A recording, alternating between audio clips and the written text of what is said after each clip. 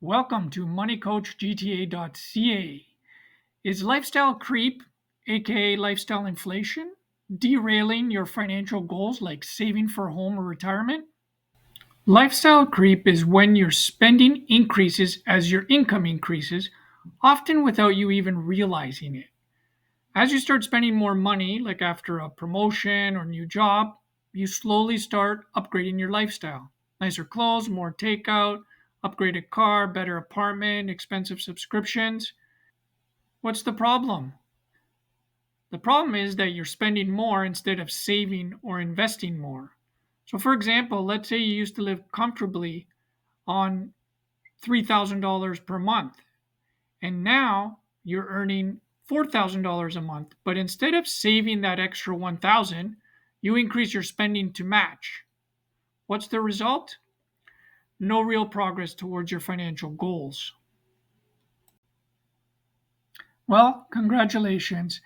The new promotion has given you an extra $1,000 per month after tax. So you've got this $1,000 every month now. What are you going to do with it?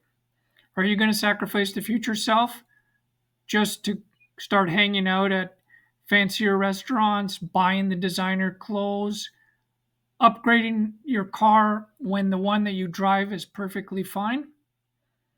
Or are you going to tuck some of this, if not most of it, away to savings and investments to build towards your future? Without saving for your future financial goals, like saving for a home or retirement, you're just going to put yourself behind and delay or derail those goals altogether. Even though you're making more money, you may still be living paycheck to paycheck, even with this higher income.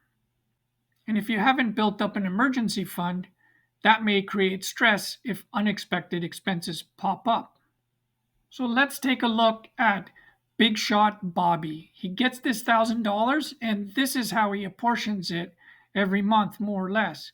He starts spending an extra $250 going out to fancy restaurants, $150 towards designer clothes, upgrades his car, so now his loan payment goes up to for an extra $450 per month. And yeah, he says, well, I'm making this extra money, so okay, I'll put $50 towards savings and $100 in some mutual funds in investments. I guess it's better than nothing, but is it enough? Now, on the other hand, we have Practical Pam. She also got a promotion and has $1,000 extra per month also to spend. Now, rather than spending it all on just living la vida loca, she will improve her lifestyle a bit and start going to restaurants. So that's $150 per month. She wants to get a streaming service and watch a little bit of TV just to wind down at the end of a long, hard day's work. So she's going to spend about $15 on Apple TV. She's going to buy some clothes now that she's got a promotion, look a bit sharper for work. And she wants to start contributing to her favorite charity. So now she has some extra money to do that. She doesn't have quite enough of an emergency fund in case the unexpected comes up. So she takes $150, puts it in a high yield savings account to start building that emergency fund.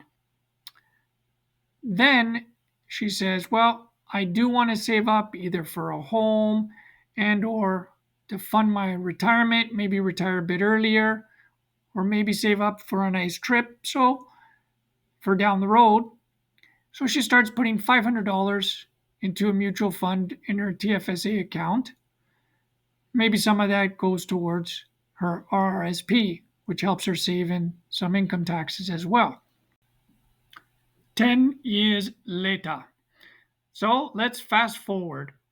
Assuming that Big Shot Bobby continues each month saving $50 in a savings account earning 3% compounded annually, he ends up with $6,972, so almost $7,000 after 10 years. And the $100 that he was putting per month towards investments, after 10 years, let's say in a mutual fund earning about 8% each year, compounded annually, he ends up with about $18,000 worth of investments. But I'm very excited for Practical Pam. Now remember, she was putting away $150 towards savings. Earning 3% compounded annually, she ends up with almost $21,000 after 10 years.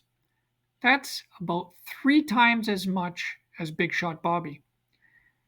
And then remember the $500 per month she tucked away in investments, earning 8% compounded annually? She ends up with over $90,000 after 10 years. That's 5 times as much as Big Shot Bobby. This is indeed fruitful, and Pam can pat herself on the back for the achievement that she's made and her great practical decisions.